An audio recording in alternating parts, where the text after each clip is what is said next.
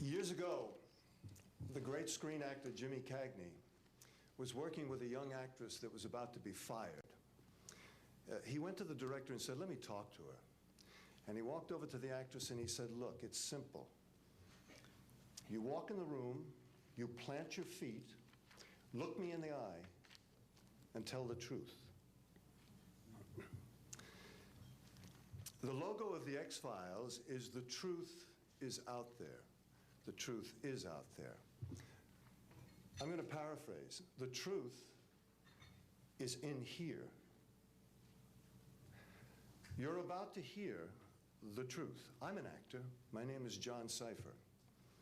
For 7 years, I walked through the door, planted my feet, and tried to tell the truth as Chief Daniels on Hill Street Blues, as General Craig on the hit sitcom Major Dad. I was 2 years on Dynasty.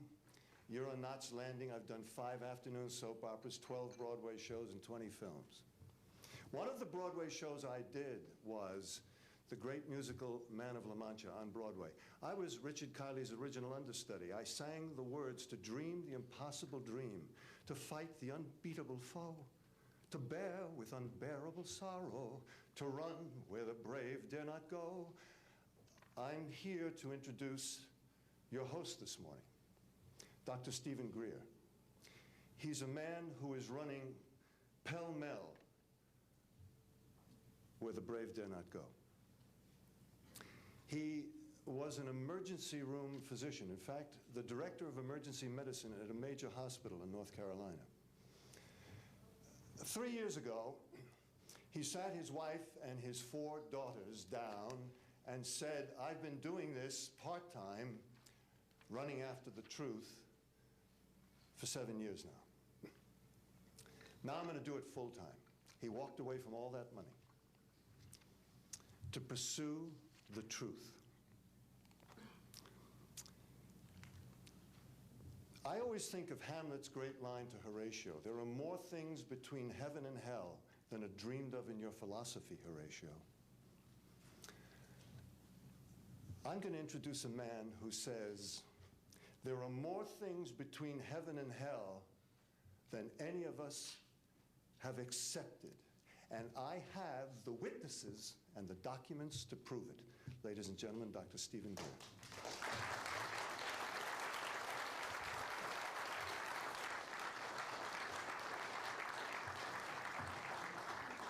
Thank you very much, John.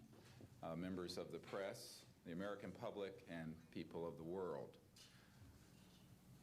We are here today to disclose the truth about a subject that has been ridiculed and questioned, denied for at least 50 years.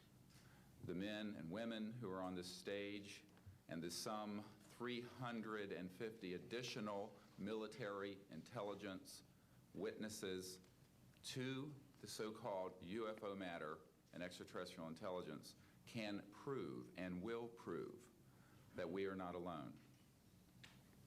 I would like to thank Sarah McClendon, who is with us today, the famed White House correspondent, for her sponsorship of this meeting.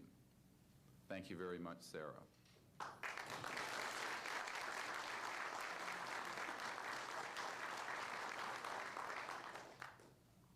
In 1993, a group of military advisors to this project and I met out in the countryside in Virginia. And we decided that it was time for civilians, military, intelligence, and other people to come together to disclose the truth about the subject which is called UFOs. Since that time, I have personally briefed a sitting director of Central Intelligence, James Woolsey, President Clinton's first CIA director. I have personally briefed the head of the Defense Intelligence Agency, the head of Intelligence Joint Staff, members of the Senate Intelligence Committee, many members of Congress, members of the European leadership, the Japanese cabinet, and others. And what I have found is that none of them are surprised that this is true, but they are uniformly horrified that they have not had access to these projects. We can establish through these witnesses whom we have identified, which now number over 400, and these are people who have been inside the CIA, NSA, NRO, Air Force, Navy, Marines, Army, all divisions of the intelligence and military community, as well as corporate witnesses, contractors to the government. And these are folks who have been involved in so-called black budget or covert unacknowledged projects. These unacknowledged special access projects are taking in at least $40 to $80 billion per year.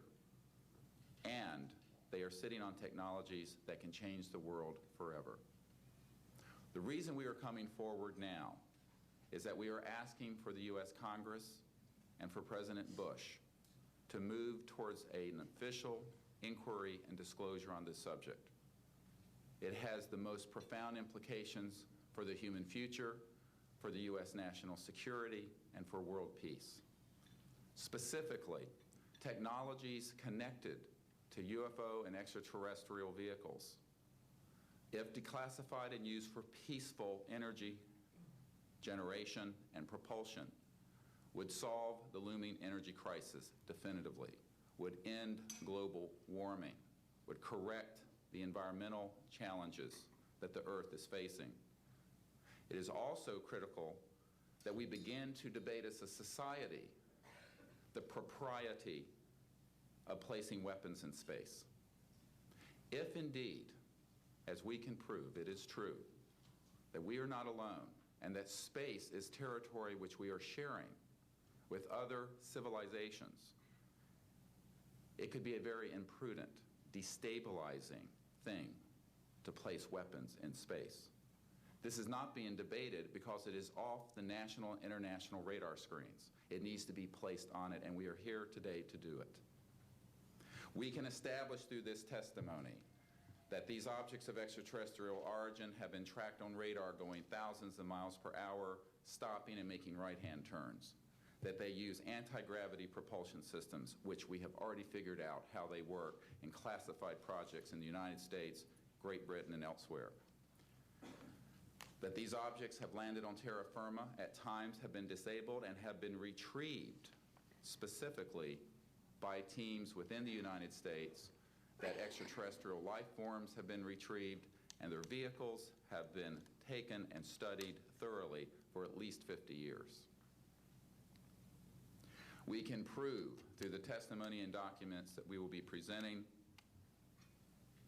that this subject has been hidden from members of Congress and at least 2 administrations that we are aware of, presidential administrations, and that the Constitution of the United States has been subverted by the growing power of these classified projects, and that this is a danger to the national security.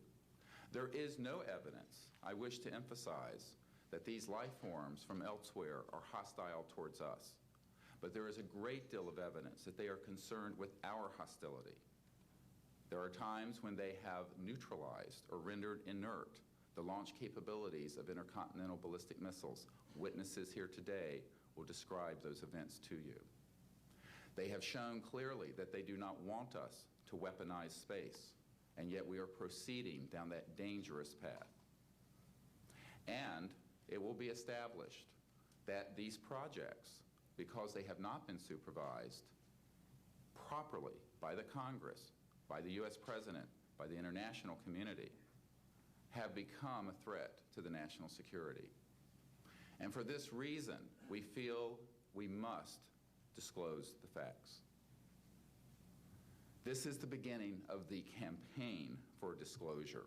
And in a memo that I wrote to President Bush last week, I've stated that this campaign will persist until our goals are met, and they are as follows: that we have open, honest hearings on the subject in the U.S. Congress, that there be a permanent ban on the weaponization of space or the targeting of any objects of extraterrestrial origin, that there be a full and complete study of classified technologies connected to this subject to see how they could be properly declassified and applied for peaceful energy generation so that the world may get off of fossil fuels in enough time to prevent greater ecosystem damage or war over the looming energy crisis, which is sure to sweep the Earth in the coming decade.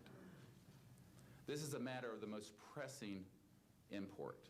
It has been ridiculed, yes. I know many in the media would like to talk about little green men. But in reality, the subject is laughed at because it is so serious. I have had grown men weep who are in the Pentagon, who are members of Congress, and who have said to me, what are we going to do? Here's what we will do.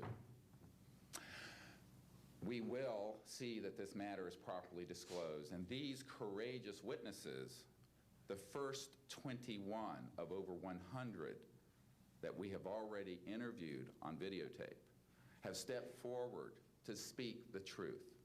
Now, I expect people to be skeptical, but not irrationally so, because these men and women have come forward and they have their credentials, they can establish who they are, and they have been first-hand witnesses to some of the most important events in the history of the human race. As was pointed out to me by some of the men here, they were charged with handling the nuclear weapons of the United States. Their word was trusted on everything of great importance for the national security. We must trust their word now. As Monsignor Balducci said at the Vatican, in an interview I had with him recently, it is irrational not to accept the testimony of these witnesses. So please be skeptical, but that is not the same as prejudiced and closed-minded. This is a matter of great importance, and I ask the media, the scientific community, and the political community to look seriously at this matter and to do the right thing for humanity and for our children. We have available for the media and for members of Congress a nearly 500-page briefing document with transcripts from dozens of these top-secret witnesses. We have a 4-hour videotape summary. It's not a commercial product, I'll warn you, from this project of the 120 hours that we have in interviews so far. They've been boiled down to 4 hours, and it's available for the Congress to review and for the major media to review.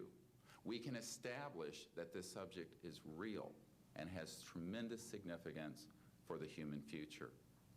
I ask on all of you who are listening to contact the members of Congress that represent you and the leaders around the world and other countries and ask them to hold an honest inquiry into this subject to support a ban on weaponizing space, since we are sharing space with other life forms, and that we move quickly as a people to understanding that this is the end of the childhood of the human race.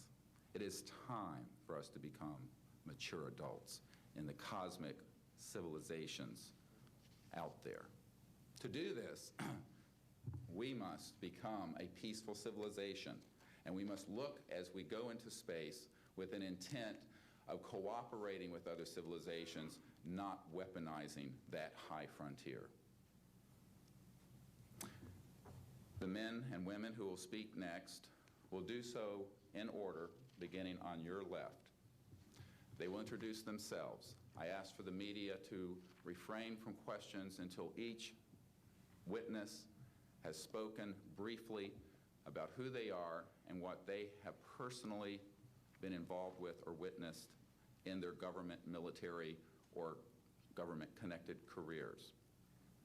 At the end, we will have questions. All of you may ask questions for as long as we can stay here, and we will provide you with all the information that you need.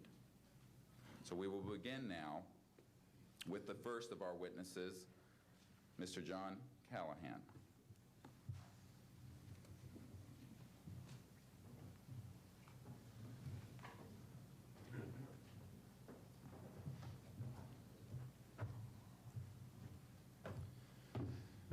My name is John Callahan. I'm a retired FAA employee. I was the division manager for the Accidents Evaluation and Investigation Division in D.C. About 2 years before I retired, I received a call from Alaska region where the region wanted to know what to tell the media.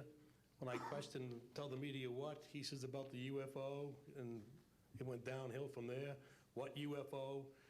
It turned out I told him what any government employee would do at that time was to tell him it's under investigation.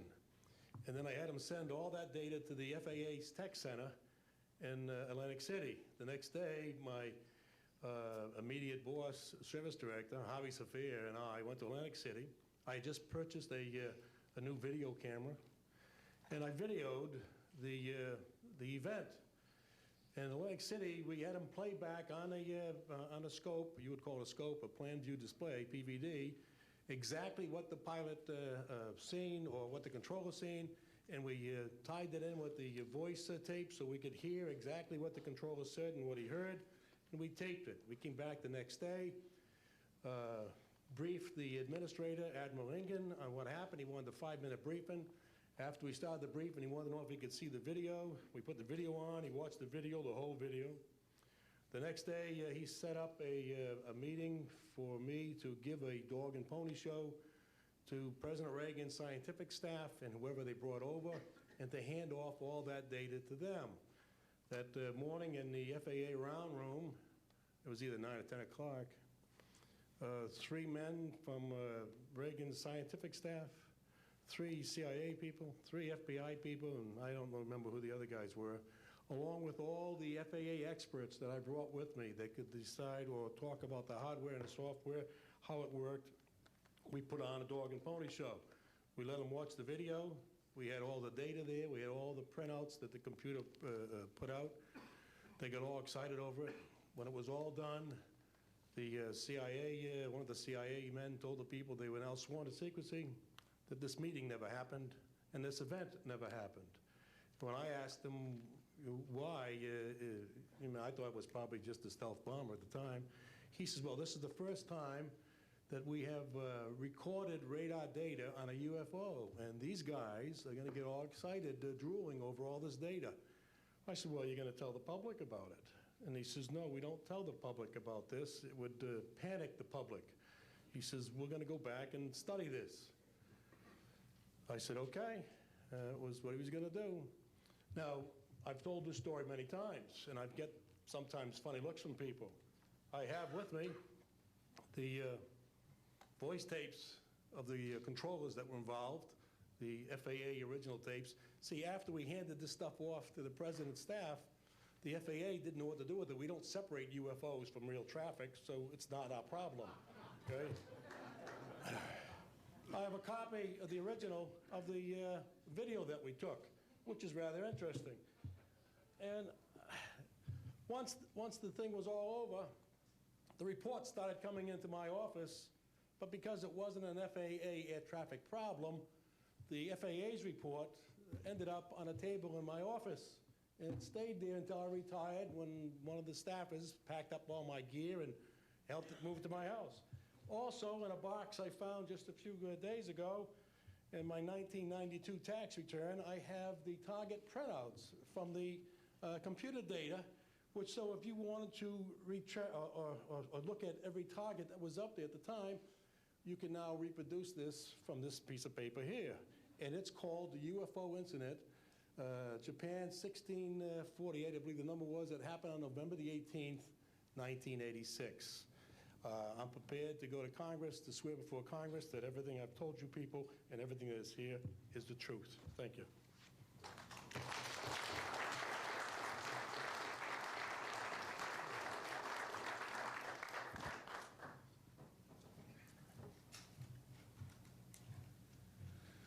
Good morning. I hope you'll pardon me. I'm a little bit nervous. My name is Charles L. Brown.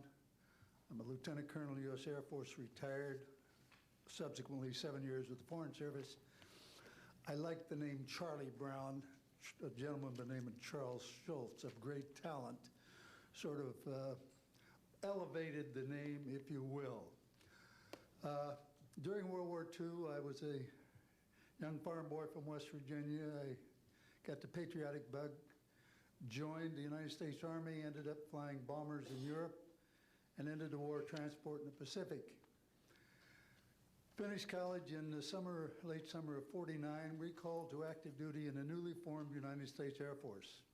I was assigned to an organization called Office of Special Investigations. The Air Force, as most of you know, was formed in 1947. OSI, as a central investigative agency for the Air Force, was formed, I think, in 1948. So everything was relatively new. Needless to say, starting in 47, UFOs were rather new. The Air Force Intelligence, or Air Technical Intelligence Center was at Wright-Patterson Air Force Base, and I had my office in a building adjacent to it. And our organization was the worldwide investigative agency for the Air Force for any unidentified flying objects. This lasted for about 2 years. The project name was known as Project Grudge. It was the predecessor to a project known as Blue Book, which Ed Ruppelt headed. During my experience with it, I would collect the data from, I didn't collect it, it was sent into my office. I analyzed it. As a pilot investigator, I was able to offer some bits of advice to the Air Technical Intelligence people. Now, you might visualize a massive office, but as I recall, we had a first lieutenant, a secretary, and a technical sergeant. That was the essence of Project Blue Book when it started, or Project Grudge, Blue Book, and expanded somewhat. During the review as an analyst of these various documentary reports, if you will, or documents, I became clearly convinced that there was substance to what was being reported, in that we had ground visual, ground radar, airborne visual, and airborne radar confirmation of some of these sightings. The individuals who made the sightings were everything from airline pilots, military pilots, police officers, some of the people that your lives depend upon on a daily basis. These are very reputable and credible people. I hope that the testimony here from very credible people will convince you of that and will further Steve Greer's disclosure project, in that pressure needs to be brought to bring this to the attention not only of the Americans, but of people all over the planet. These vehicles have been seen and confirmed all over the planet. I am willing to sign a sworn statement or testify to my judgment and to what I have observed. Such things do exist. Please believe me. Please believe those who follow me. Thank you.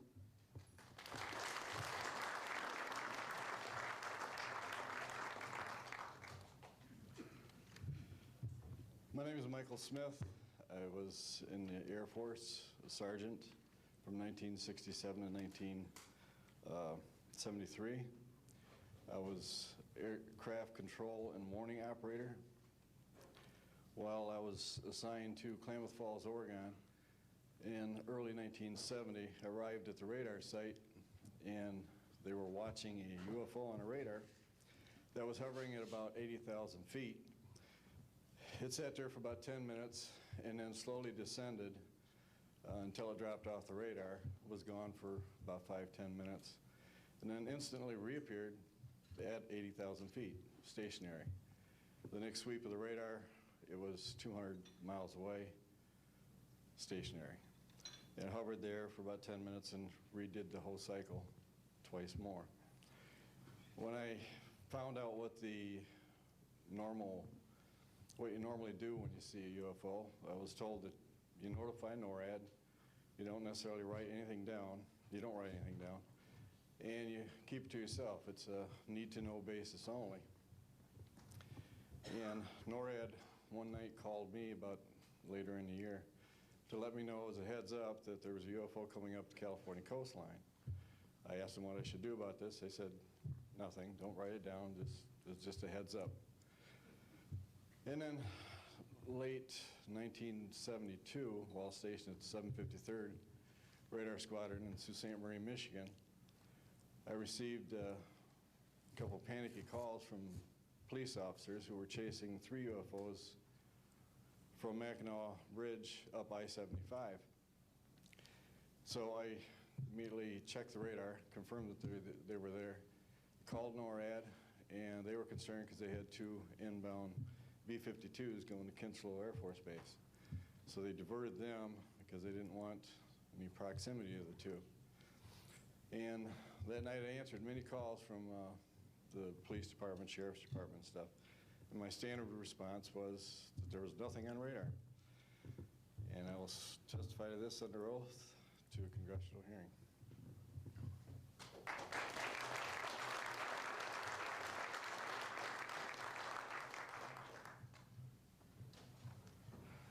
Good morning. My name is Enrique Colbeck. I am a air traffic controller. I'm sorry for my English. I'm so scared. I'm not accustomed to talk in front of a lot of people. I'm here because I'm being a witness in a voluntary way on my work.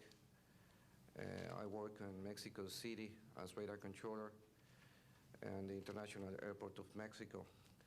And I'm going to give an example about this sinus that we have in Mexico for several years, and this issue happens a lot of times on my country, unfortunately. For example, March 4, 1992, we detected 15 objects west side of the Toluca airport that is very close of our international airport at 50 miles, more or less. Then July 28 of 1994, we have almost a collision or something that we can name in that way with an international flight, domestic flight of Aeromexico 129, commanded by the pilot Raimundo Cervantes Ruano, that has a trash or something about in his main landing gear in the right leg. That's occurred at night at 10:30, more or less. Then in the next week, the same year, in the same moment, the Aeromexico Flight 904 has another almost collision that was reported for the pilot Corso, the Capitan Corso, at 11:30 in the morning, and we detect that object on a radar suddenly, just for a moment. Then the next week we have a lot of sightings reported by the pilots that give us information about the weird traffic or something, bright lights and different times, and we detect some of them in that week. But in September 15 of 1994, we have a detection about 5 hours, more or less, on a radar and a new equipment that we believe that that equipment was working in not a good way, because it's not human that you have detection by 5 hours of the same object and apparently without movement. Well, we concur with the technical persons of radar in our country that the radar system was working well, and was very exciting, and we surprised when the next day we received information about a periodist named Jaime Maussan that is studied these cases in Mexico, about that sighting from a lot of people in the Metepec city. There is another point located southeast of the Toluca airport, about a sighting of the big flying saucer, apparently 50 meters of diameter, than for a lot of people, and that let the trash is something in the ground. Well, next, November 24 of 1994, we have on service officially our new radar system, and after that moment we have information very exactly about of these sightings at the same time with the pilots and detections. That's why I'm here, because we consider in my country that this is very dangerous. We have a lot of more cases, but I don't want to use more time in this. But it's very important that the people on the world knows these events and consider that could be very dangerous for aeronautical situation, especially in my country. I don't know why in my country that's occur frequently, but the point is that happens, and we consider dangerous, and we had only, unfortunately, one trash, but we don't want to have another more. Thank you very much, and I'm sorry for my English.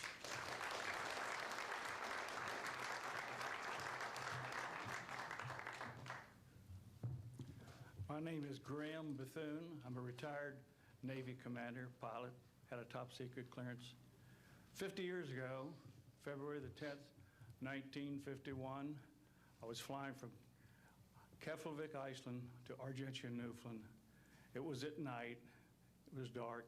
About 300 miles outside of Argentia, I saw a glow on the water, like approaching the city at night. As we approached this glow, it turned to a monstrous circle of white lights on the water. We watched this for a while. The lights went out. There was nothing on the water. Next thing we saw was a yellow halo, small, much smaller than whatever it was launched from, and that was 15 miles away, up to our altitude. Because of the trajectory, I disengaged the autopilot, shoved the nose over to try to go under this thing. And at that time, I heard a noise underneath. I thought maybe it hit us. It was actually some of the crew members ducking, and they collided, and a couple of them were injured. Then it appeared over to the right and moved out slowly and flew with us. It was still not at our altitude, but we could see the shape of it. It had a dome. We could see the coronal discharge. I went back aft to let the other pilot, Al Jones, take my seat to see what the passenger's reaction was. Came back to the cockpit, told him not to report anything simply because what the psychiatrist had said to me, maybe they would lock us up. So basically, the instruments in the cockpit, we had 4 or 5 failures in the area of magnetic compass, the electromagnetic effect, in area of directional finders, and this type of thing. The craft was tracked by radar in excess of 1,800 miles an hour. It never did get to our altitude. We had 31 passengers, plus the psychiatrist and the crew members that all cited this at different areas. When we landed at Argentia, Newfoundland, we were interrogated by the Air Force, an excellent interrogation, Captain Paulson. When we landed at the Naval Air Test Center here at Patuxent River, we were required by Navy intelligence to make out individual reports. Out of the National Archives, I have the 18-page official Navy and Air Force report. I've made up a report to straighten out all the truth. There's a stack of books out there this high that have written all of this up. So the truth is here. I will testify under oath before Congress that everything that I have said is true.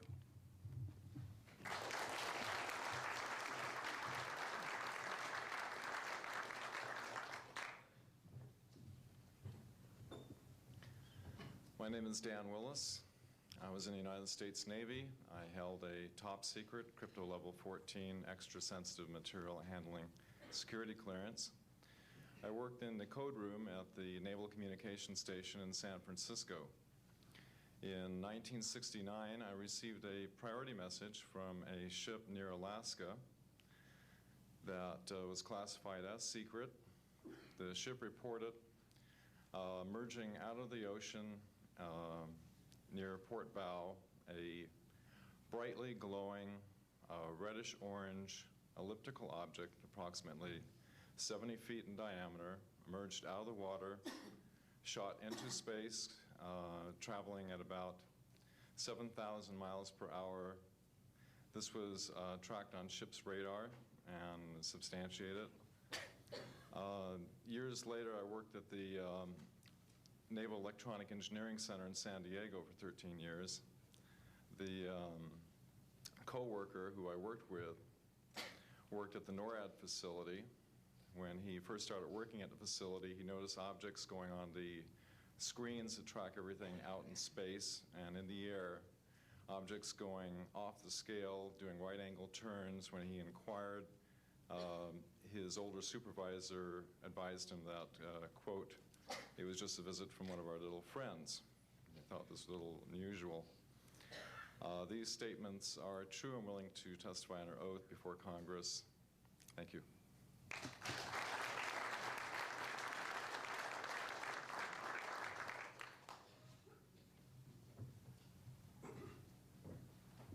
My name is Don Phillips. I was in the United States Air Force and had worked with certain intelligence agencies of the United States government. Prior to my Air Force, prior to joining the Air Force, I worked for the famous Lockheed Skunk Works.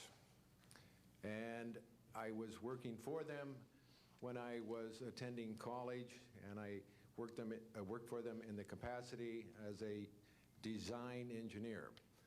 It was one of my proudest moments of my life to work with a man by the name of Kelly Johnson. A lot of you might be familiar with that.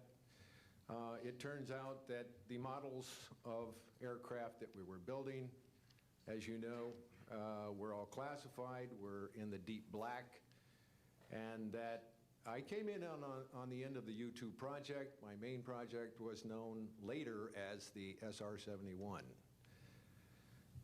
The SR-71 had a predecessor.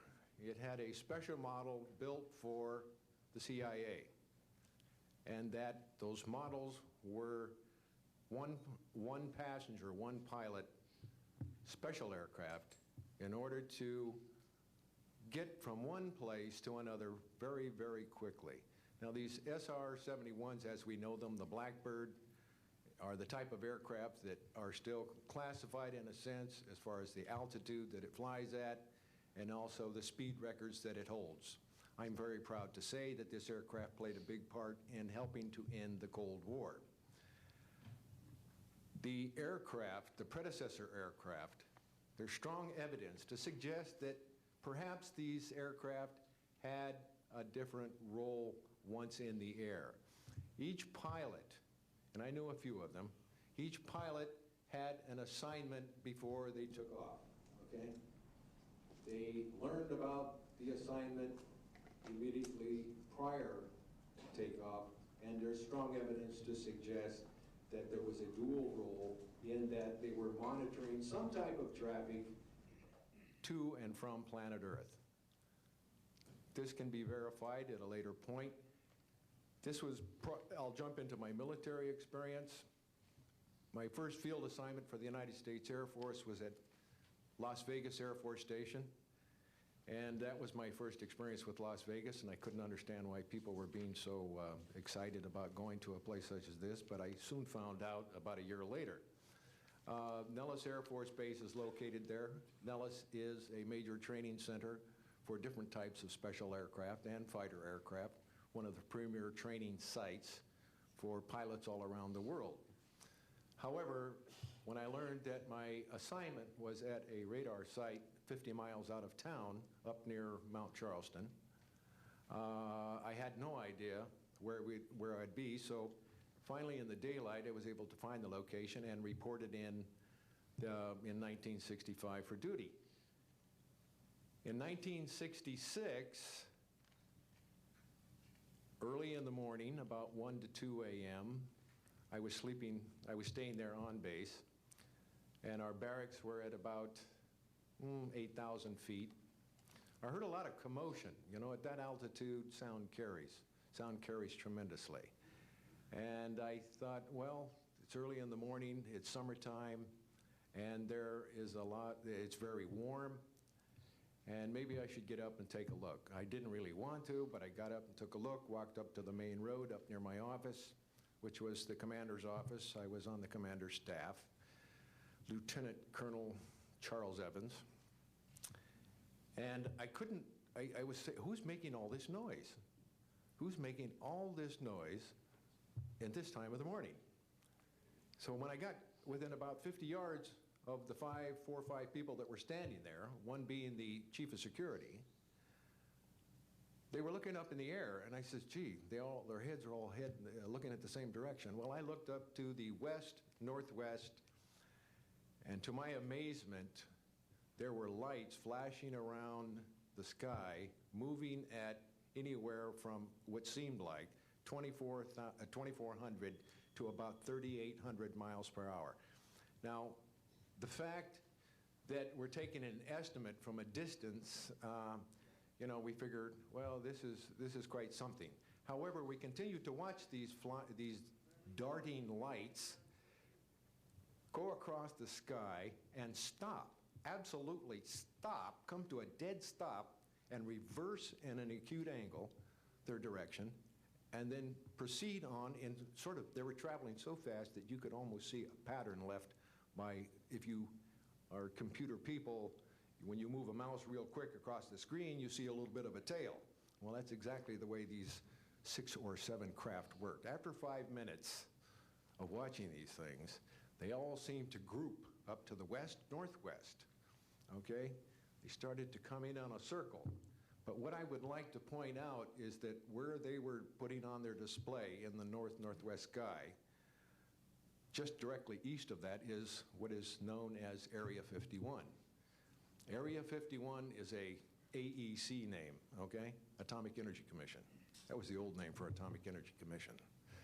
We knew it as the Groom Lake Flight Test Facility in the Air Force. And it was where we tested our aircraft after we got the prototype made from the Skunk Works. So here are these, let's get back to the circle in the sky. What they did was coalesce and started rotating in a circle, and then they disappeared. Well, I thought, gee, this is something that we have to keep quiet. That was verified by the Chief of Security. But we waited there and talked it over for a little bit, and it seemed like, I think it was an hour. Then came the radar people from the scopes, which were at 10,000 plus feet, came down for their dinner at 2 o'clock in the morning. And the first person off the bus was a good friend of mine, Anthony Kesar. He said, he was white as a sheet, and he says, did you see that? Yeah, we all said, yeah, it was a nice display. What a show. He says, we documented them on radar. And he says, we didn't give them clearance. We just, the standing order was let them fly through the radar beam. He says, we documented 6 to 7 UFOs. Now, we don't know who was guiding those, but they were certainly intelligent. And we don't know where they landed because they coalesced and disappeared. So I will say at this point, to keep it short, that I will testify under oath as to what I say is true, and I will do so before Congress. Thank you.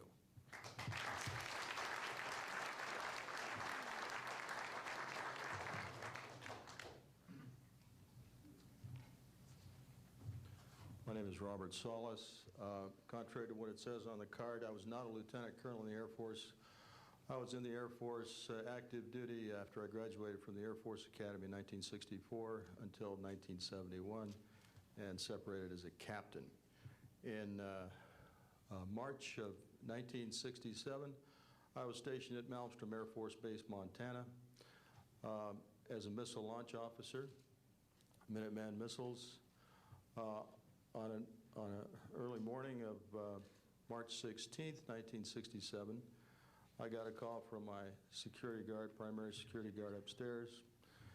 We had about 6, as I recall, flight security airmen upstairs. I was downstairs 60 feet underground in a capsule monitoring and controlling 10 nuclear-tipped Minuteman missiles. I got a call that morning that they were seeing strange lights flying in the sky. I disregarded that call, told them to call me when something more significant happened. I got another call subsequent to that call, and this time it was a more intense tone in the guard's voice. It was very clearly very frightened. He said there was a bright, glowing red object hovering outside the front gate. It was oval-shaped. He had all the other guards out there with their weapons drawn. Right after that call, I woke up my commander, who was on a rest period, Fred Mywald, a retired colonel now, and told him about the phone calls. As I was telling him about the phone calls, my weapons started going down, one after the other. They went into a no-go condition, what we call a no-go condition. They were unlaunchable. We lost somewhere between 6 and 8 weapons that morning. Within minutes of having received that second phone call of a UFO hovering outside the front gate. Again that morning, after reporting it to the command post, we were informed that a very similar incident happened at Echo Flight. I was at Oscar Flight. They lost all 10 of their weapons under similar circumstances, very similar circumstances, where UFOs were sighted over the launch facilities. They had maintenance crews and security crews out there that had spent the night, and they were reporting UFOs over those sites. And the commander of that flight was Eric Carlson. He also separated as a captain, and the deputy commander was Walt Fiegel. He retired as a lieutenant colonel. We have those witnesses that I just mentioned, the names I just mentioned have spoken of this event before, and they will back up this story. We also have documentation that I received through FOA requests from the Air Force outlining the Echo Flight incident, and including in that documentation a reference to UFOs. We have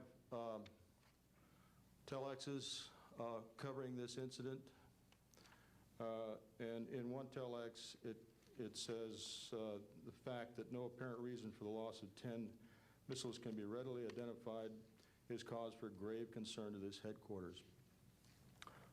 This was from SAC headquarters.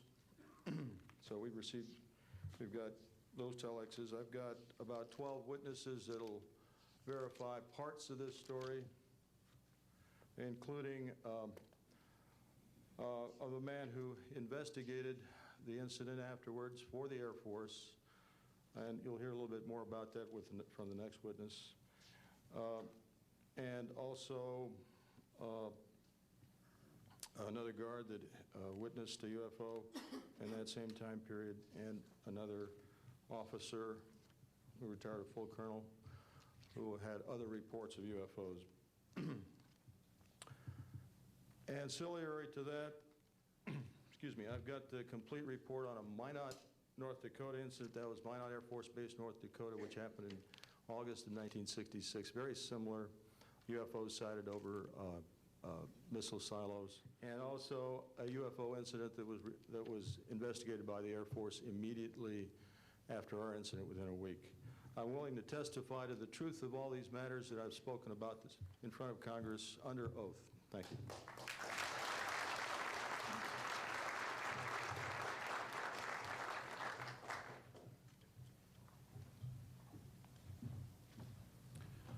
Good morning. My name is Dwayne Arneson. I served 26 years as a communication electronics officer in the U.S. Air Force, all over the world, including Vietnam.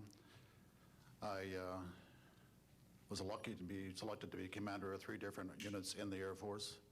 I held a top secret SCI TK clearance, and for those who don't know, it is slightly above top secret. I retired in 1986 as a colonel at Wright-Patterson Air Force Base in Ohio.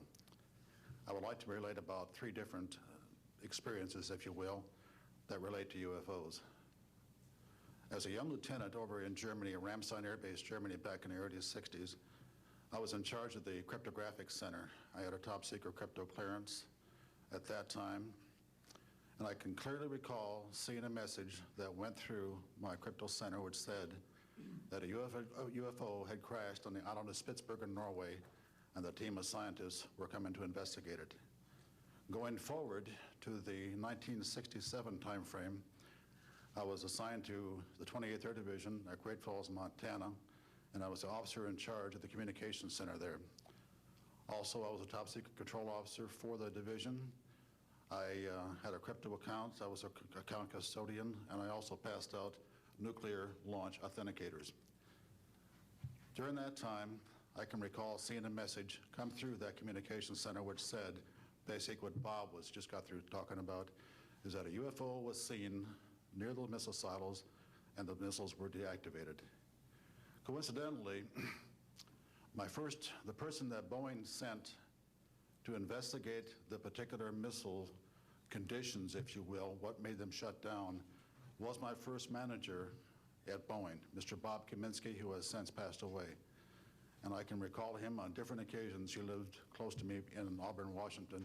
That's where I'm from. And he said, Arnie, he says, those missiles were perfectly clean. That was the result. So the one last incident concerned when I was as a commander of the unit in Great Falls, or in Caswell Air Force Station, Maine. I had contacts with the security police at Loring Air Force Base, and they told about UFOs that were seen near the nuclear weapon storage areas on Loring Air Force Base. And I'd be glad to testify to Congress that this is absolutely the truth. Thank you.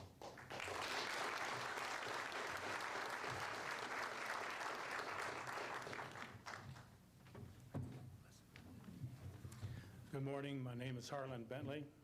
During 1957 and 1959, I was a PFC in the United States Army, stationed north of Washington, D.C. on the Nike Ajax missile base close to Olney, Maryland.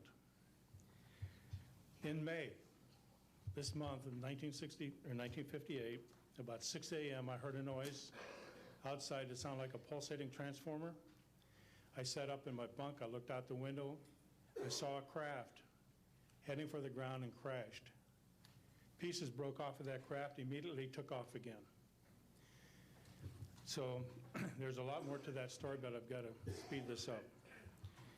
Now, the next night, I was on radar duty. I get a call from the Gaithersburg missile base. He says, hey, I got 12 to 15 UFOs outside, 50 to 100 feet above me. So I asked him, I said, what does it sound like? He took his head mic off, held it out the van window, and said, here. And the same sound I heard the previous morning, except a lot more of them.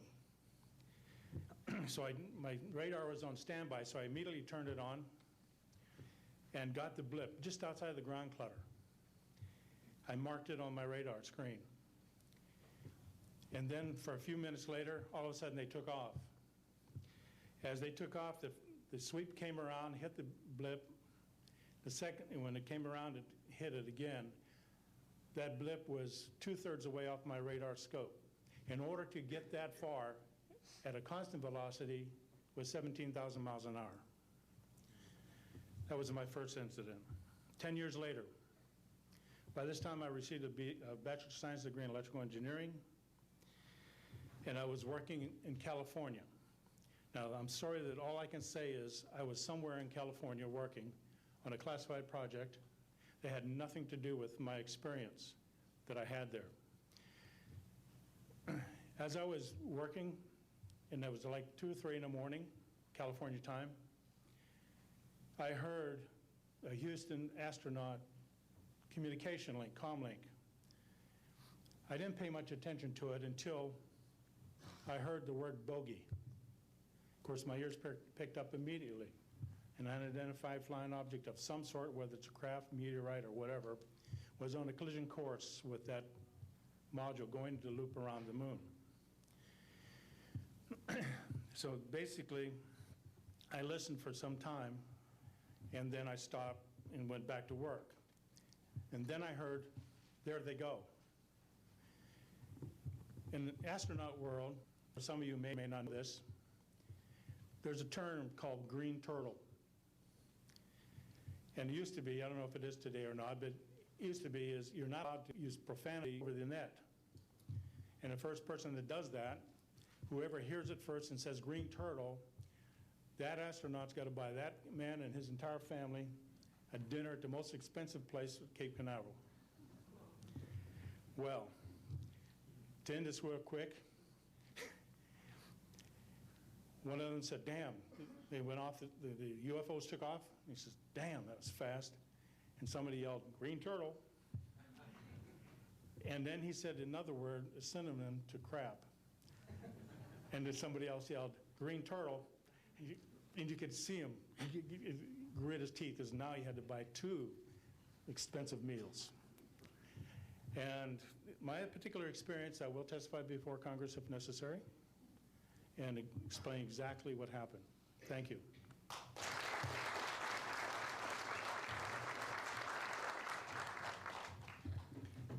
My name is John Maynard. I'm a retired Army. I retired as a Sergeant First Class. For my entire 21 years of service, I held a top secret clearance. Compartmentalized at times to as high as TK, Omni, Crypto, and others. I had access to very, very sensitive documents. My testimony is basically two-pronged. One, I retired from DIA in 1980. And when as an administrator you take over an office, you take over everything and you sign for everything. And I signed for well over 2,000 documents. In order to sign and inventory those things, you have to read them. Not word for word, but basically I went through every document to make sure that it was complete. It was there as they told me, that when I turned my charge over to the next person, those same documents were there. So I got quite a good knowledge of what was going on in those documents, and believe me, there are many, many different references to UFOs. There was also NPIC pictures that shows that it would targeted objects that were casing you out. Now, I worked on the SALT 1 and SALT 2 areas for the office that I worked in. So we were taking pictures all the time for verification of nuclear disarmament. And there were some objects in those pictures that didn't belong there. The second prong to this whole thing is that a lot of people talk about conspiracies over a shadow government. I'm willing to testify before Congress that these black operations do exist. I nearly became part of it. But I saw the light, I think, or was it? And I got out. And that's it. We have to disclose what we know. And I am willing to testify before Congress under oath or before any other organization that what I witnessed was true.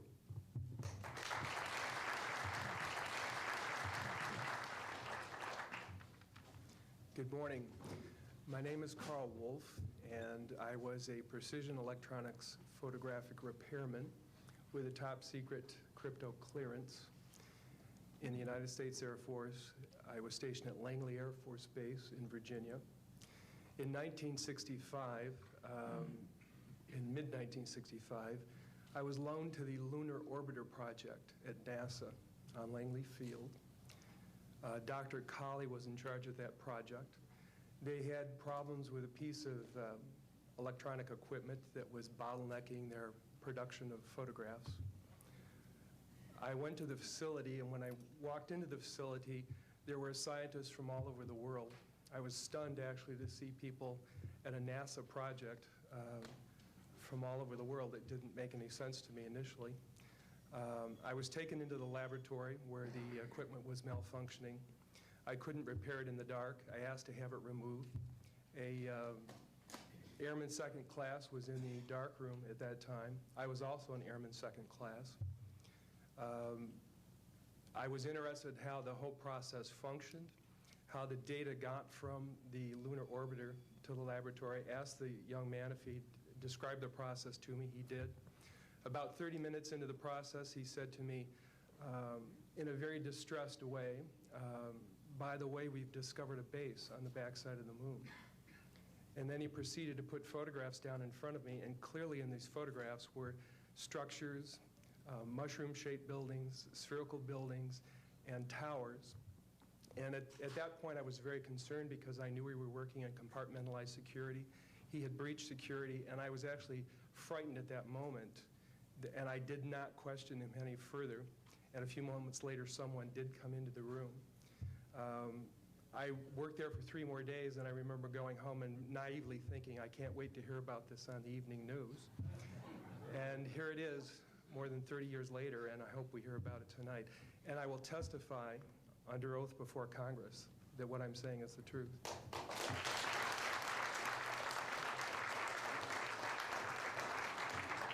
Thank you, Carl. Good morning, everyone. My name is Donna Hare, and I worked at Philco Ford Aerospace from 1967 to 1981. During that time, I was a design illustrator, draftsman. I did the launch slides and landing slides, and also projection plotting boards, lunar maps for NASA. We were a contractor, but most of the time I worked on site, excuse me, in Building 8. I had the opportunity to do extra work during downtime, which was between missions, and I walked into a photo lab, which was the NASA lab across the hallway. I had a secret clearance, which is not that high, but I was able to go into restricted areas, which this was. At the time, I was talking to one of the techs in there, and he drew my attention to a photograph, a NASA photograph. It had a dot on it, and I said, "What is that?" Well, he drew my attention to it, and I said, "Is that a dot on the emulsion?" And he said, and he's smiling, and he has his hands crossed, and he said, "Round dots on the emulsion don't leave round shadows on the ground." And this was an aerial photograph of the Earth, I'm assuming the Earth, because it had pine trees on it, and the shadows of the craft, or whatever it was, were in the same angle as the trees. And by its very nature, UFO, and I wanted to clarify that to a gentleman that was talking to me, means unidentified. So I did not know what this was. But I realized at this point that it's very secret, that it was kept secret, because I asked him, "What are you going to do with this piece of information?" And he said, "We always airbrush these out before we sell them to the public." So they're pesky little creatures appearing on this photograph they wanted to get rid of. After that, I decided I would ask questions to other people that work there. And I found that I had to ask them away from the site and not on site. A guard told me that he was asked to burn some photographs and not to look at them. And there was another guard guarding him, who was in green fatigues, watching him burn the photographs. And he said he was too tempted. He looked at one, and it was a picture of a UFO.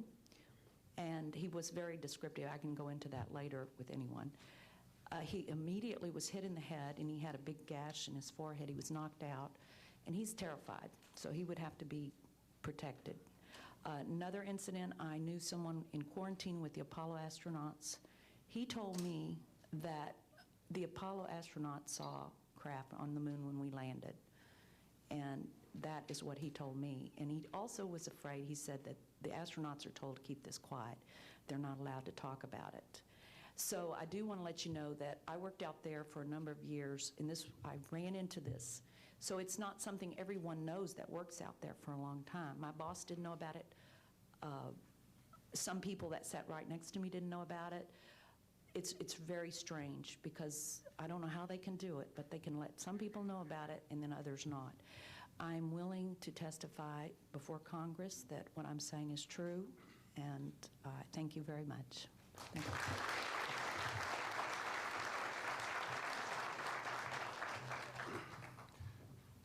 Good morning, ladies and gentlemen, and members of the press.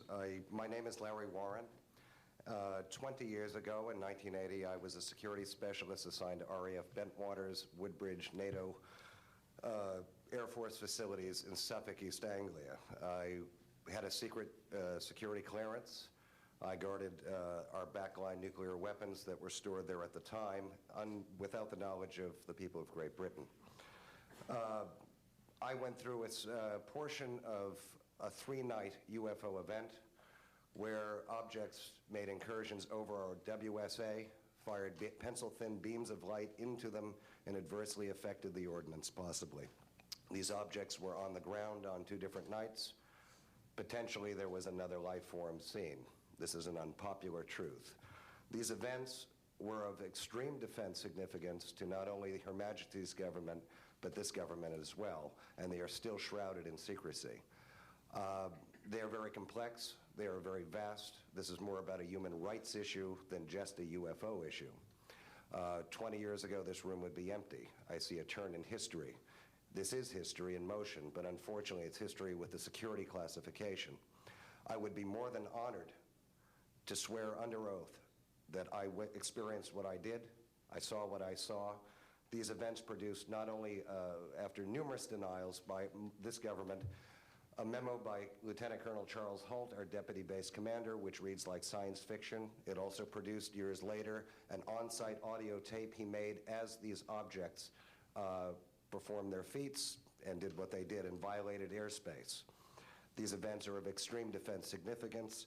I hope my brothers in arms that went through these events will be given immunity at some point and be able to join us here. It is an honor to share the stage with all of these people. And I think for all of our children, my son Dennis, God bless you, son, we can change the world. You're heroes for being here also, and I will testify in front of Congress if asked to. God bless. Thank you.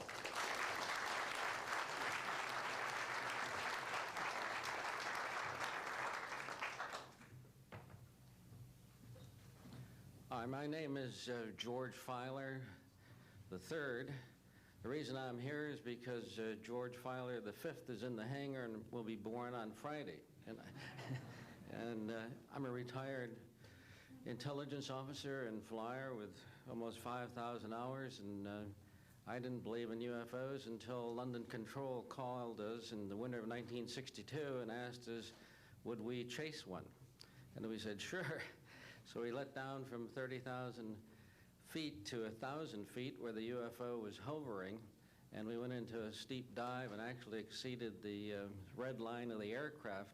So it's kind of dangerous chasing UFOs. In any case, I was able to get the UFO on the aircraft radar at about 40 miles, and we could see a light out in the distance, and as we closed, we kept on picking up this radar return. The point I'm mentioning that the radar return was very distinct and solid, indicating it was some kind of a metallic object. We got about a mile from the UFO, and it kind of lit up in the sky and went off into space, very similar to what the shuttle looks like when it takes off. Later on, I was working in intelligence. In Vietnam, I briefed General Brown about UFOs. When I was in 21st Air Force, in McGuire Air Force Base, I briefed General Glau about a UFO over Tehran, Iran in 1976. That two F-4s from the Iranian Air Force had taken off and tried to intercept the UFO. And when they turned on their fire control systems, they immediately went out. All the electrical systems went out. The planes had to return to base. This was particularly significant because it was also picked up on satellites. In 1978, on January 18th, I was going into the base. Every morning I did the briefing to the general staff, and I noticed that there are some lights off in the distance at the end of the runway there. And when I got into the command post, the senior master sergeant in charge said that there had been UFOs in the pattern all night. They're on radar.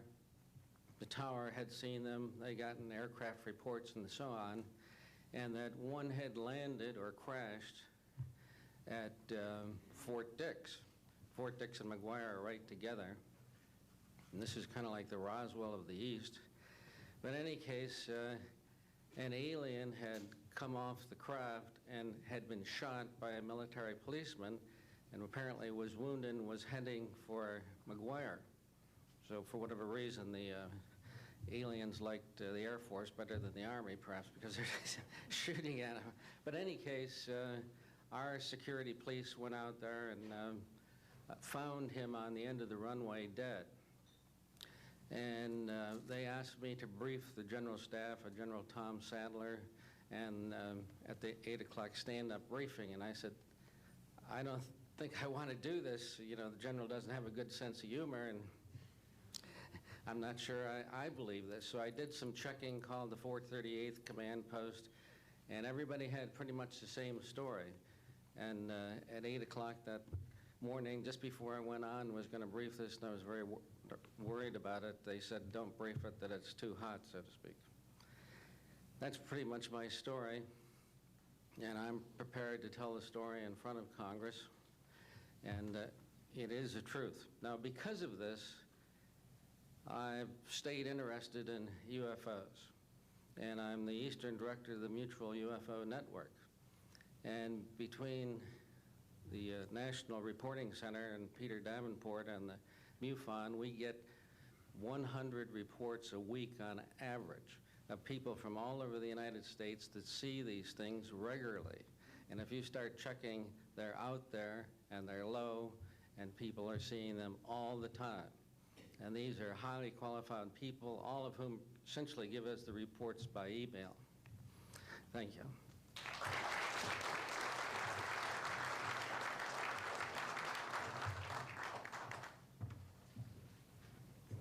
Morning, ladies and gentlemen. My name's Clifford Stone. I was a Sergeant First Class, United States Army. I had a secret clearance with nuclear surety. I could get the clearance that I needed to do whatever it was that was necessary for me to do at the time on special operations when I was called in on those. What I'm referring to here is that I was involved in situations where we actually did recoveries of crashed saucers, for lack of a better term, debris thereof. There were bodies that were involved with some of these crashes, also some were alive. While we were doing all this, we were telling the American public there was nothing to it. We were telling the world there was nothing to it. I'd like to go into detail on some of the cases, about the nuts and bolts cases right here, but I will be available if you have any questions concerning my involvement in this. You can talk to Dr. Greer to arrange for me to get to talk to you. But the whole situation is, we've set back, we've told the American people that there's no such thing as UFOs. I've been involved where we have recovered these objects. We know them to be of extraterrestrials. In 1969, I had an event that happened to me while I was stationed at Fort Lee, Virginia. We went to Indiantown Gap, Pennsylvania. That would be my first exposure to any time that we would be recovering an unidentified flying object. When we went there, we already had people that was already in the facility. We were a backup team, which was supposed to be NBC because there was supposed to be some nuclear materials that was on board this craft. Later on, most people involved were to be told that there was nothing on board it. It was nothing more than just a crash of one of our aircraft. I know better because I was one of the people that approached it with a Geiger counter to get surface readings. I was the first person to go ahead and see that there were bodies on it. That would be the first of approximately 12 events. UFO crashes are not events that take place every day. They're rare. I know we're not alone in the universe. I know that the absence of evidence is not evidence of absence. It's evidence that has been denied to the American people.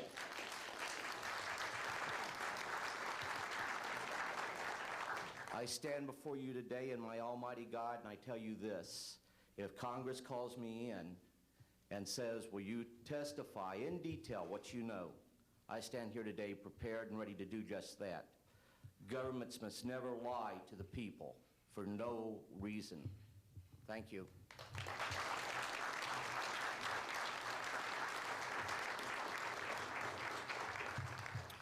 Good morning. My name is Mark McCandlish, and for the last 21 years, I have worked as a conceptual artist for a variety of defense contractors. I've been involved in conceptual artwork of the production thereof for Rockwell on the X-30 program, and also on the HISTEP program. That's spelled HYSTP, means Hypersonic Testbed Program. During the course of my career, I've twice had a secret security clearance. In 1967, while my father was stationed at Westover Air Force Base, the headquarters for 8th Air Force Strategic Air Command, I witnessed and watched through a telescope a UFO which hovered over a nuclear weapons storage facility for approximately 10 minutes and then departed with an acceleration approaching a bullet leaving a rifle barrel.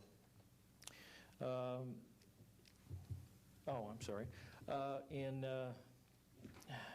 1988, in November, a college buddy of mine, an associate by the name of Brad Sorensen, informed me that he had personally witnessed 3 flying saucers at a very large hangar at Norton Air Force Base during the course of an air show that was held on Saturday, November 12, 1988. I subsequently called my congressman from that district.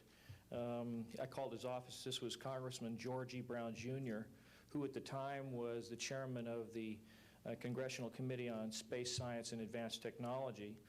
I naturally assumed that since this presentation that Brad talked about was for top military brass and certain congressional individuals, that his office must have coordinated this with the local Air Force Office of Public Affairs. A male staff member in Congressman Brown's office not only confirmed the exhibit, but the fact that there were 3 discs at that exhibit. These discs were hovering off the floor without any visible means of support. They were referred to as alien reproduction vehicles, also nicknamed the flux liner because they used high voltage electricity. Let's see. To keep things short, this is a diagram that I made based on a sketch that Brad Sorensen did for me in rough form shortly after he had his sighting, and subsequently cleaned that drawing up and made it much more accurate. And that's the drawing that Dr. Greer is holding there now. Later on, I obtained photographs that were taken in 1967 by a military pilot, Harvey Williams, flying a C-47 for the Air Force at 12,000 feet, approximately 25 miles southwest of Provo, Utah. This particular vehicle matches the so-called ARV in all proportions and respects in terms of the detail of the shape of the craft. And this was photographed, as I say, in June or July of June of 1967. I later spoke to a gentleman by the name of Kent Sellen that I met at an air show at Edwards Air Force Base in 1992, the first unveiling publicly of the B-2 bomber. He indicated to me that in 1973, when he was a crew chief working on experimental aircraft at Edwards Air Force Base, that he had unintentionally wandered into an area where there was a classified aircraft, namely the ARV. He described it in detail, and he added other details to the account concerning the configuration and the operation of the vehicle that Brad Sorensen was not aware of. Subsequently, Brad Sorensen met with the famous aeronautical designer Burt Rutan, gave him a copy of this blueprint which you've just been shown. Mr. Rutan felt that it was a joke and put it on his wall as kind of a joke. And a third party confirmed for me later that a Colonel Ray Walsh from Edwards Air Force Base was visiting Mr. Rutan, saw this blueprint on the wall and registered quite a degree of shock and anger, wanted to know where the hell he got this blueprint, because there was in fact such a craft at that time, approximately 1994, 95, in a hangar at Edwards Air Force Base, North Base Complex at that time. Subsequently, I've done a lot of research on this product, this vehicle. I've come across a number of declassified documents that show that the Air Force, as early as 1960, was wind tunnel testing flying saucer shapes up to Mach 20. And I also have declassified NASA documents that show similar shapes. In fact, this is the document here that more or less details the wind tunnel testing up to Mach 20. This is the NASA document right here that was declassified, and it shows a variety of spherical and lenticular shapes that were flight tested up to, or I should say, wind tunnel tested up to Mach 6. I subsequently obtained a copy of an interoffice memo from Hercules Aerospace that describes a particular type of science involving something called zero-point energy and scalar waves. According to Brad Sorensen, this is the basis of the technology for these anti-gravity propulsion systems. This particular document here describes 6 different meetings involving the Defense Intelligence Agency and cooperative efforts with the Russian scientific community in investigating this what is called the fundamental enabling technology that was originally discovered apparently by Nikola Tesla in the early 1900s. Anyway, I could provide you much more detail at a later time, and I am prepared to testify in detail concerning these events and their truthfulness before Congress. Thank you very much.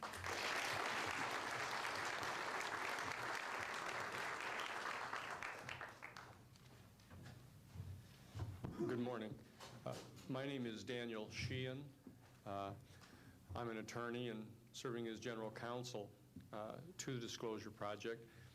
I'm a 1967 graduate of Harvard College in American Government Studies and Constitutional Law, and a graduate of Harvard Law School. And I served as general counsel and one of the co-counsel for the New York Times in the Pentagon Papers case, and was involved in briefing and arguing the case in front of the United States Supreme Court, giving permission to the New York Times to publish the classified documents, the 47 volumes of the Pentagon Papers. Subsequent to that time, I served as special counsel to the office of F. Lee Bailey as one of the trial counsels when we represented James McCord in the Watergate burglary, and got Mr. McCord to write the letter to Judge Sirica to reveal the Watergate burglars' relationship to the plumbers unit in the White House at that time. Subsequent to my service in that case, I went back to Harvard to the Divinity School to study Judeo-Christian social ethics and public policy. Did my master's work and PhD work there, and became general counsel for the United States Jesuit headquarters in Washington, D.C., assigned to the National Social Ministries Office and their public policy office. It was there in 1977 that I was contacted by Ms. Marcia Smith, who was the director of the Science and Technology Division of the Congressional Research Service. She asked to meet with me, and I met with her, and she informed me that President Carter, upon taking office in January of 1977, held a meeting with then the Director of Central Intelligence, who was George Bush Sr., and demanded that the Director of Central Intelligence turn over to the President the classified information about unidentified flying objects and the information that was in the possession of the United States intelligence community concerning the existence of extraterrestrial intelligence. This information was refused to the President of the United States by the Director of Central Intelligence, George Bush Sr. The Director insisted that the President, in order to have access to this information, needed to have clearance to contact the Congressional Research Service, to contact the United States House of Representatives Science and Technology Division, to have them undertake a process to declassify this information, because the DCI suspected that the President was preparing to reveal this information to the American public. The Congressional Research Service Science and Technology Division, under the directorship of Marcia Smith, was contacted by the House Science and Technology Committee and instructed to undertake a major investigation of the existence of extraterrestrial intelligence and the relationship of the UFO phenomenon to this. I was contacted by Ms. Smith and asked, in my capacity as General Counsel to the United States Jesuit Headquarters, National Social Ministry Office, to see if we could obtain access to the Vatican Library, to obtain the information that the Vatican had with regard to extraterrestrial intelligence and the phenomenon of the UFOs. I pursued that with the permission of Father William J. Davis, the director of the national office, and we were refused access as the United States Jesuit Order to the information in the possession of the Vatican Library.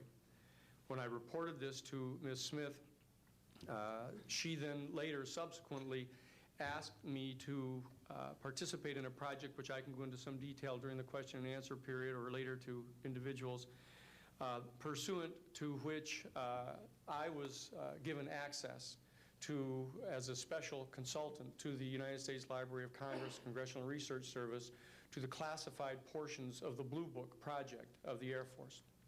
At that point, it was in 1977, approximately May of 1977, I went to the Madison building of the United States Library of Congress. There was no one in the building at that time. It was brand new. I was directed to a basement office where there were two guards at the door and a third sitting at the table, who who took my identification, verified that I've been designated as a special consultant to the Congressional Research Service of the United States Library of Congress, and was admitted to the room.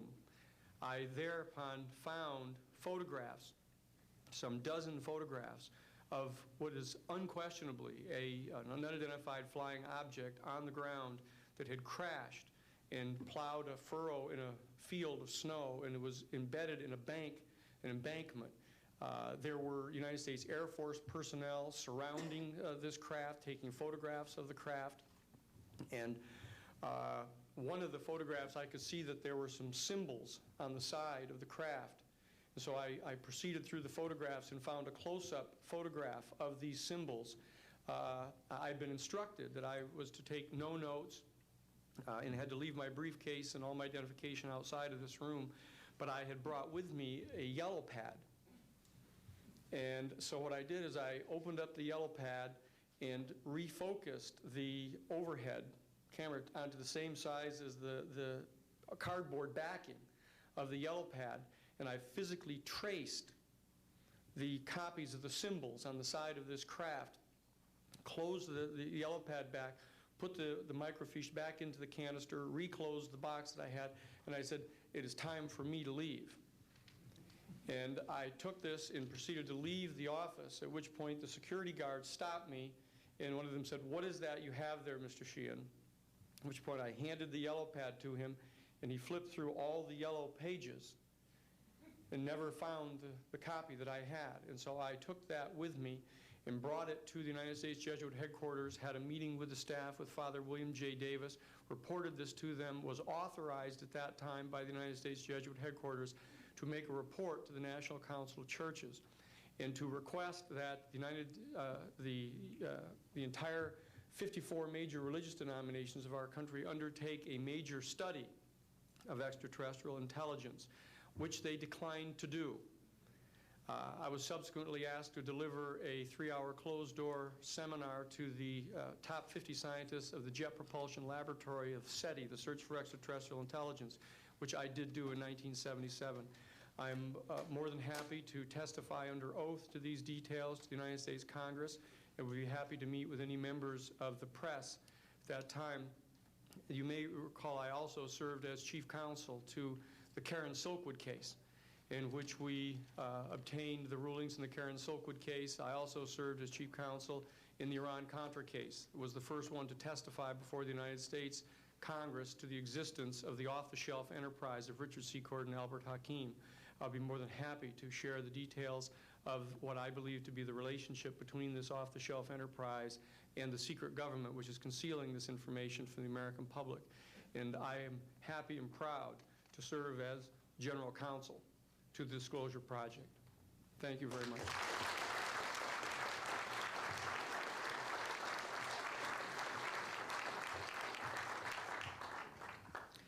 Good morning. My name is Carol Rosen. In 1974, after being a 6th grade school teacher, I was introduced to the late Dr. Wernher von Braun, in the U.S., the father of rocketry. In my first meeting with him, during that first 3.5 hours, he said to me, "Carol, you will stop the weaponization of space." And I said, you know, teachers don't stop until June. He said, "No, you have to understand. This is February, and we have to prevent the weaponization of space because there is a lie being told to everyone that the weaponization of space is now first being based upon the evil empire, the Russians. There are many enemies," he said, "against whom we're going to build this space-based weapon system, the first of whom was the Russians, which was existing at that time. Then there would be terrorists. Then there would be third world countries. Now we call them rogue nations or nations of concern. Then there would be asteroids." And then he would repeat to me over and over, "And the last card, the last card, the last card would be the extraterrestrial threat." Well, at the time, I kind of laughed when he said asteroids, and when he said extraterrestrials, I knew I wasn't going to deal with that subject. And now we hear on the news just today, this week, that they've slid in another enemy. Only this time we're going to protect our satellites. In other words, we have to have some reason to spend these trillions, to waste these dollars on a space-based weapon system, and they're all lies. This is a system, he told me, that would never protect anyone. Even back then, he talked about suitcase bombs. He talked about chemical, viral, bacterial, biological warfare, that these space-based weapons would never protect us against. And then he told me that, in fact, if you travel around the world, which I did after he died in 1977, I met with people in over 100 countries who were friends. They didn't want to build space-based weapons. I became a space and missile defense consultant. And I worked with people around the world. I became an advisor to the People's Republic of China. They don't want to build a space-based weapon system. And he told me back then that they didn't. He said, go to Russia. They're considered to be the enemy. I got on a plane by myself.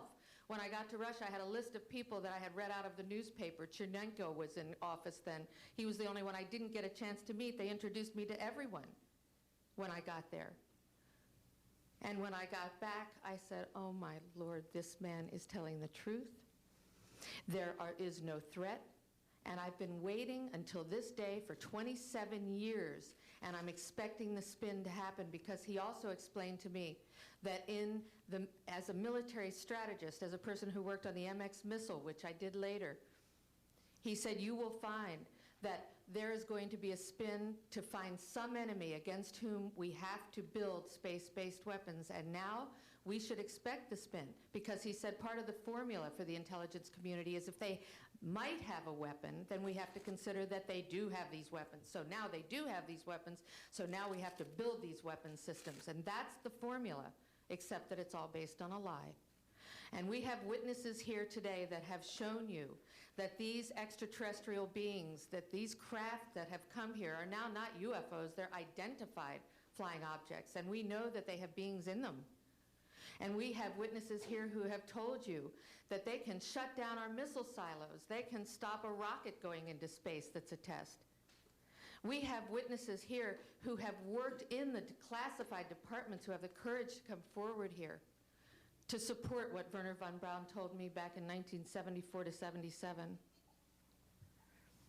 And I will testify before the Congress that when I founded the Institute for Security and Cooperation in Outer Space, which I shut down a few years ago because I didn't believe we had a chance with this huge, integrated around the world, complex weapon system, that we had any chance at all of transforming that war industry into a space industry that could provide benefits, like Dr. Greer has said, of global warming. We can end that situation of that problem. We can end the energy crisis. We can build now non-polluting technologies. Wernher von Braun used to tell me that we could have cars back then that drove around off the ground. He described this to me on beams so that we have no pollution on this planet.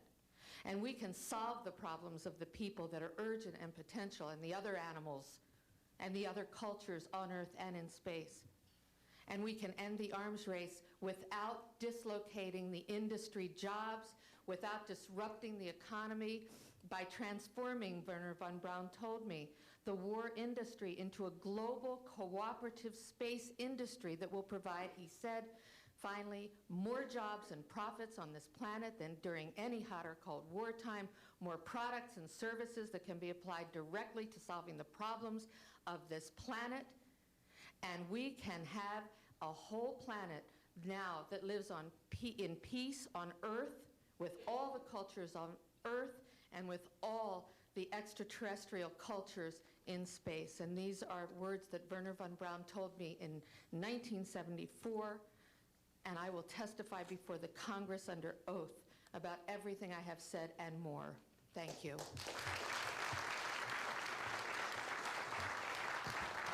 Thank you very much. I'd like to thank each of the witnesses and for your patience. We're running about 50 minutes late, and I do apologize for that.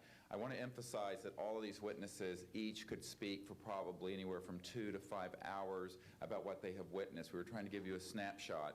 We have another 400 of these witnesses. I have carried this burden for 8 years. I'm now giving it to you, the American people and the people of the world, to take it forward. What I'd like to do now is open the audience for questions from the media. You may address them to me or to an individual witness as you deem appropriate. Yes, ma'am. Yes, Maribel Gonzalez with Reforma, Mexican newspaper. I have three questions. One is, if you... Right here. Yes, I wanted to know if there are laws in this country that in some way allowed this kind of secrecy or not. And then I wanted to know if there's a need to change any kind of law. And the next one I wanted to ask you, if you may, is who is profiting from this secrecy that maintains in secret the solution to the energy crisis? I mean... Well, let me get to those, okay, quickly, because we are short on time. First of all, I think initially there was an appropriate national security apparatus in place in the 40s during the Truman and also Eisenhower years. By the late Eisenhower years, we have a testimony from Brigadier General Stephen Lubkin, still a practicing attorney, that by the late Eisenhower years that he had lost control of these projects primarily because of the compartmentalization into the military-industrial complex. Operative word industrial. There are corporations such as SAIC, Lockheed Martin, Northrop, and others that deal specifically with this issue, with advanced energy and propulsion systems connected to UFOs. And I think that what has happened, from the best we can tell, from insiders that have briefed me for now about 8 years, is that we have lost control of these projects from a constitutional law perspective because the infrastructure within military intelligence and corporate channels is so well funded and so complex and labyrinthine that there are compartments within compartments within compartments, and people who are in the Congress who make inquiries, and in fact President Clinton, when he made inquiries, were simply denied access, as you heard earlier that President Carter was denied access. On your other question, I would say that in terms of profiting from the status quo, big oil. There are certain geopolitical and financial infrastructures that would not welcome a definitive replacement to the fossil fuels. I will tell you, and we can prove this with other scientists who are ready to come forward, that we already have a complete replacement for any fossil fuels or ionizing nuclear power plants. We don't need them. We haven't needed them. Probably have not needed them since the time I was born.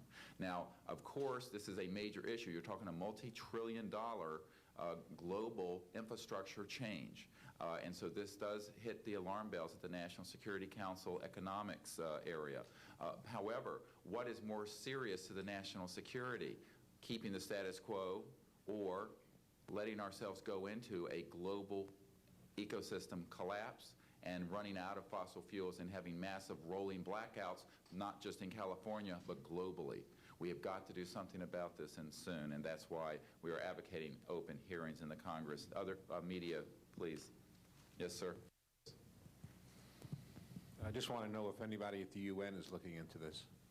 I personally met with Boutros Ghali's wife, Aliyah Ghali, who said that her husband was quite concerned about this. This was in the 1990s. Since then, we know that there have been other people at the UN who've made inquiries.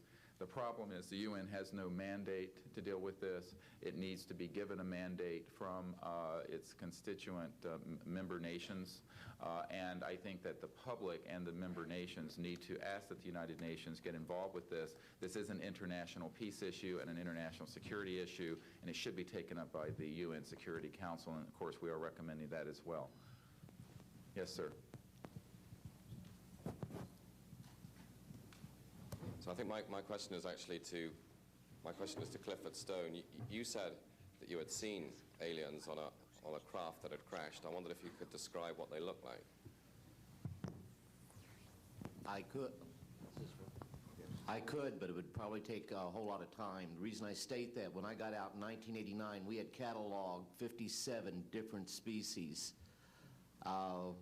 You have individuals that look very much like you and myself that could walk among us and you wouldn't even notice the difference, except for some of the things that they might be able to go ahead, even in a dark room, and touch an object and go ahead and identify what color that object might be.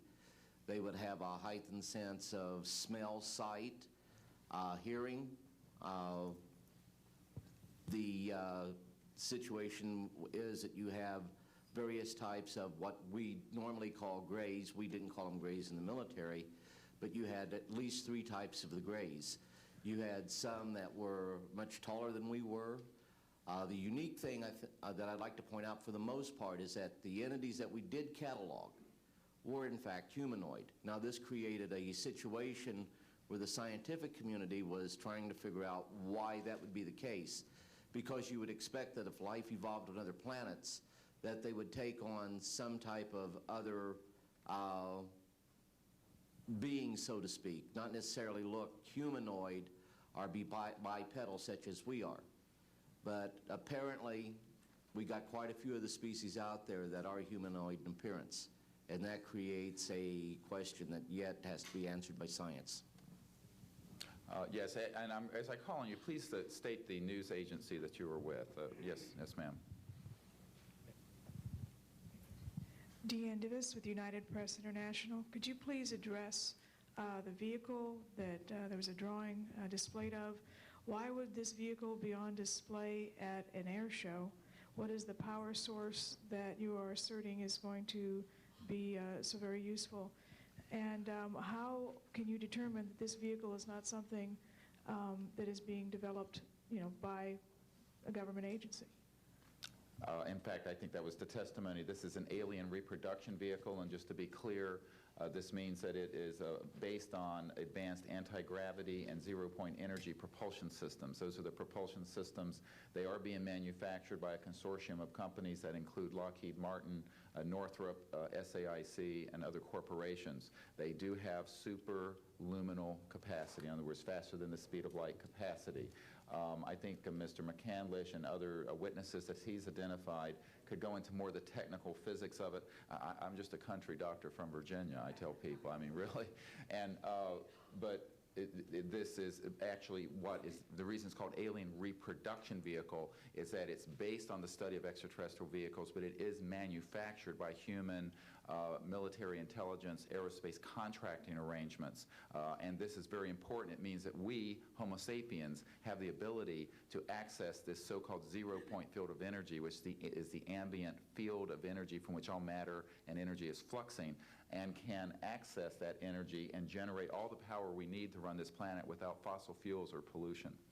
Do you have any direct evidence, though, that this, I mean, we're talking about the same government that so appropriately named a snooper program Carnivore.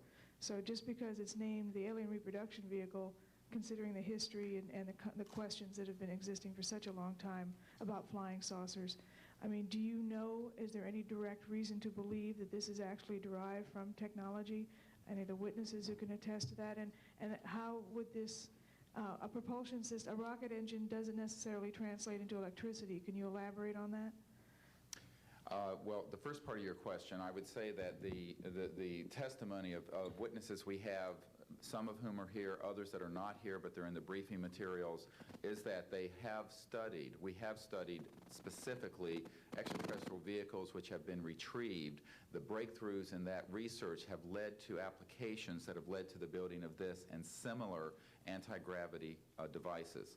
And that, in fact, this can be proven in open testimony before Congress, and that is exactly what we are calling for. We have the witnesses to establish this, and they also have the documents and the specific details of the propulsion systems. But this is not a jet internal combustion system at all. It is actually kicked in by a type of electric power source, and it then accesses this ambient zero-point energy field that is responsible for all matter and energy existing, and by special configurations and what have you, it causes a cancellation of mass inertia and an anti-gravity effect. And this is a complex technical discussion, which is probably beyond the scope of this conference, but we have materials in the briefing document that we can provide you with references to people who have studied the anti-gravity effect. As far back as certainly the 1950s. We have one witness who said that his family was connected to the RAND Corporation, and that by the mid-1950s that more money had been spent on anti-gravity propulsion systems than the totality of the Manhattan Project. So yes, we can establish those elements. Other questions? Thank you. My name is Murray Felsher. I publish a newsletter downstairs here called the Washington Remote Sensing Letter that deals with reconnaissance and surveillance of the Earth from space.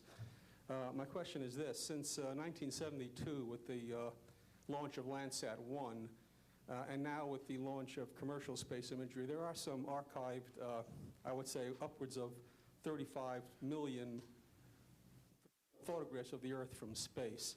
And not one of them has shown a flying saucer. Are you suggesting that these have been airbrushed out? We're suggesting that there is a system before the public gets hold of anything that's off of a government-connected satellite. There is a compartmented operation that does indeed sanitize them from this type of evidence. And I think the testimony of the gentleman who was with the Defense Intelligence Agency, Mr. Maynard, Ms. Hare, and others would substantiate that. We have other witnesses who have been involved in projects where such items have been sanitized out. It could also be that if you did a thorough search, you might find a few that slipped through. We obviously haven't had the research dollars to go through all the millions of images that are cataloged to look for them, but we do know there's been a very thorough sanitizing of this. And people should not be naive about the extent to which covert programs using billions of our tax dollars have been able to effectively hide this. This is one of the sort of myths of both the media and the public. It's sort of a Pollyanna myth that we live in a society where such things could not be done. In fact, they are done, and we can prove that they have been done.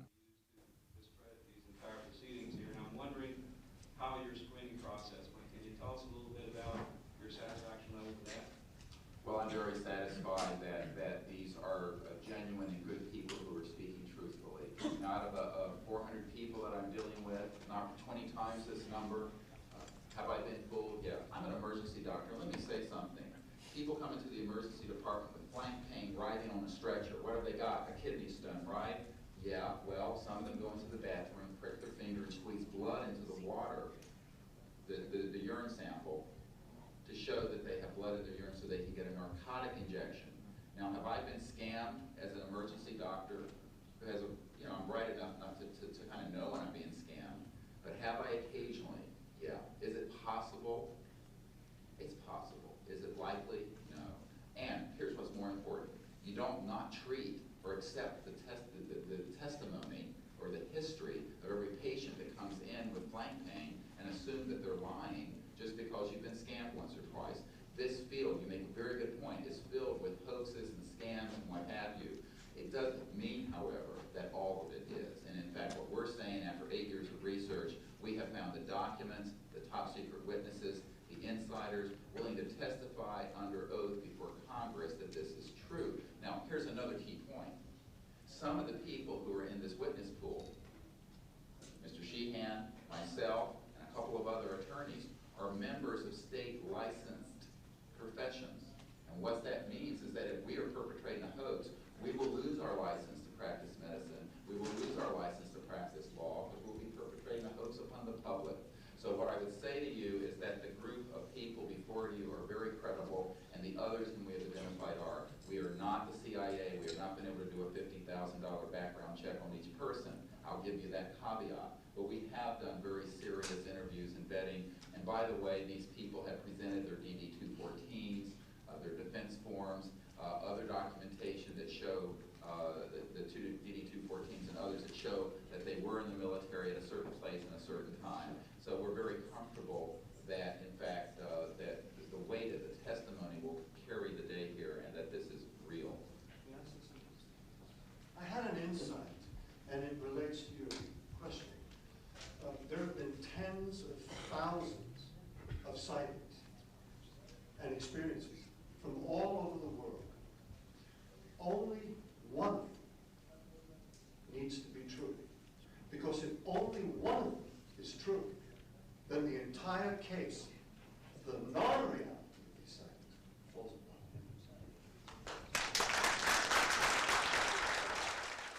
Such evidence out of the public domain, yes. A priori, all signed agreements and oaths that have flowed from such operations are null and void. What that means is, in legal theory, is that if it's an illegal enterprise, the agreements those that are entered into as a result of that illegal enterprise have no legal standing.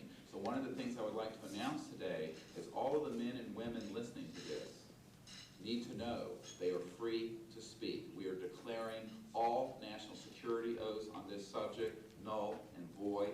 They have flowed from illegal operations that have no standing constitutionally. My people, my mother's family, who fought in the American Revolution, were prisoner of war with the British to help found this country, did not fight and die to form the United States so that this kind of chicanery can go on. So these men are free to speak, and there can be no legal repercussions against them. We have legal counsel who will also support this theory, and we're taking this to other constitutional scholars. It is time for that game to end. It is time for a new era in the human experience.